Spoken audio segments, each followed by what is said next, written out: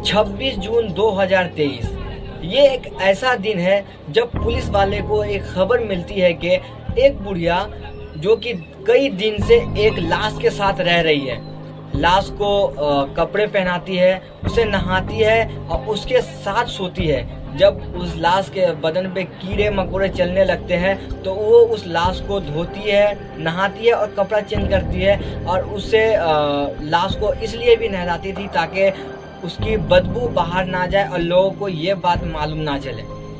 आपको बता दें कि ये जो मामला है यूपी के गांव का है, जहां एक बुढ़िया नानी अपने नवासे यानी अपने नाती के साथ रहती थी। बताया ये जा रहा है कि ये जो बुढ़िया है इसकी बेटी और इसका जो दामाद था प्रियांशु का पिता और माँ, वो दोनों एक एक्सीडेंट में मारे गए थे। उसके बाद ये प्रियांशु अपने नानी के साथ ही रहा करता था। ये भी बताया जा रहा है कि ये जो दादी है, ये बुढ़िया जो है, इसके भी घर, इनका भी कोई नहीं, इनका जो हस्बैंड था वो सरकारी जॉब था और उनका भी देहांत हो चुका था और इनका जो घर चलता था वो इनके पेंशन से इनका घर चलता था। हालांकि उस दादी ने फिर से एक शादी की, उनका भी देहांत हो गया था।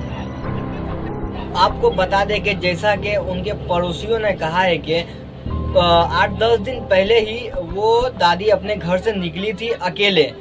हालांकि उसका जो घर में जो सामान लाता था वो उनका नाती ही लाया करता था, सब्जी वगैरह जो बाजार से लाता था वो काम किया करता था। लेकिन कुछ दिन पहले वो अकेले अपने घर से बाहर निकलती है और जब उनसे पड़ोसी पूछते हैं कि दादी आप कहाँ जा रही है, तो वो कहती है कि मेरे नाती का तबीयत खराब है, मैं टेम्पो लेने जा रही हूँ।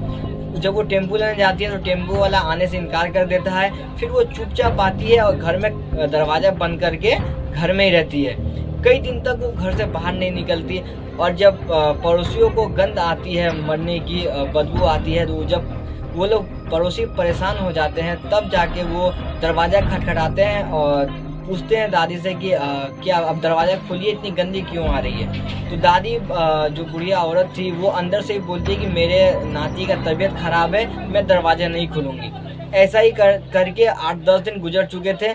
उसके बाद जब उनके पड़ोसियों से रहा नहीं गया, जब ये बदबू और ज़्यादा तेज हो गई, तब जाकर उन्होंने पुलिस को खबर की कि ऐसा ऐसा मामला है, ये दादी दरवाज़ा नहीं खोली और बहुत ही गंदी बदबू आ रही है। जब पुलिस वाले घर पे आते हैं और जब दरवाज़ा खटखटाते हैं तो ये जो बुढ़िया है ये उस वक्त भी दरवाज़ा नहीं खुलती है। उसके बाद ये जो पुलिस वाले हैं ये छत के रास्ते से अंदर ढुकते हैं और जैसे ही अंदर जाते हैं वो पुलिस वाले अंदर ढुकते ही उल्टियाँ करने लगते हैं। उस जो लाश थी वो सड़ गल के इतनी बदबू दे रही थी कि पुलिस वाले वहाँ रह नहीं पा रहे थे और जाते ही उल्टियाँ करने लगे।